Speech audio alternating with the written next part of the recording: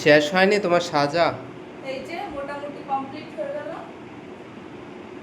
এই যে কানেরটা পড়ছে, আর আমি তো জানো, তোমরা তো জানো আমি মেকআপ টেকআপ সেরকম কিছু করি না, আমি রিয়েল যেরকম সেরকম দেখাতেই ভালোবাসি।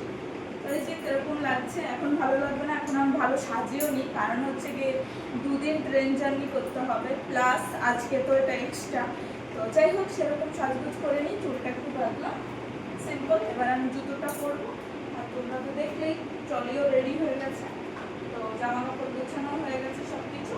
এবারে বেরোবো, ঘড়িটা করতে ভুলে গেছি। কোথাও যাওয়ার সময় একটা তাড়াহুড়ো শুরু হয়, কোনটা নিয়েছি কি কোনটা নিইনি, আর প্রয়োজনীয় জিনিস লাগে, দেখ তাড়াহুড়ো করতে গিয়ে আরও দেরি হয়। আর কিছুক্ষণ আগে মানে বিকেলবেলায় একটু বৃষ্টিও হয়েছিল, আপাতত বৃষ্টি নেই এখানে। তো তোমাদের এদিকে বৃষ্টি হচ্ছে কিনা জানিও। প্রচুর গরম পড়েছে, একটু বৃষ্টি না হলে হয় না। এবার জুতোটা পরে নেবো, বাস মোটামুটি রেডি।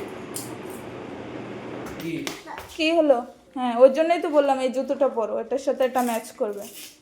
মাম্মাম যেটা বলবে সেটা ভাল লাগে না।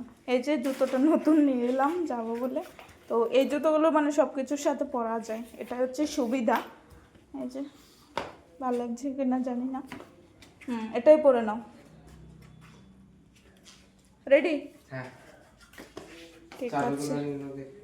ট্রলির চাবিটা নিয়েছো? হ্যাঁ। তো আমি রেডি হয়ে গেছি এদিকে, আর দেখি ট্রলির চাবিটা আমি নিয়েছি কিনা, পরে চাবি খুঁজে পাবো না। এই যে ছোট্ট চাবি, হারালে পাওয়া যাবে না কোথাও, এটা সেজন্য পার্সের মধ্যে রেখে দিলাম। তো এটা হচ্ছে আমার ব্যাগ আপাতত।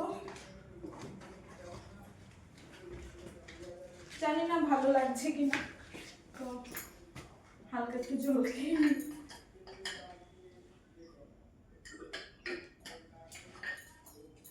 জলের বোতলটা ওই ঘরে নাকি?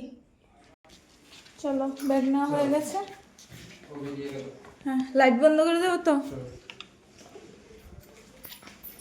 দরজা লাগিয়ে দিই।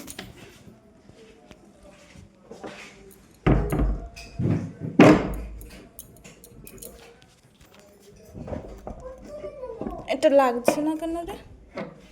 ও এভাবে, ঠিক আছে।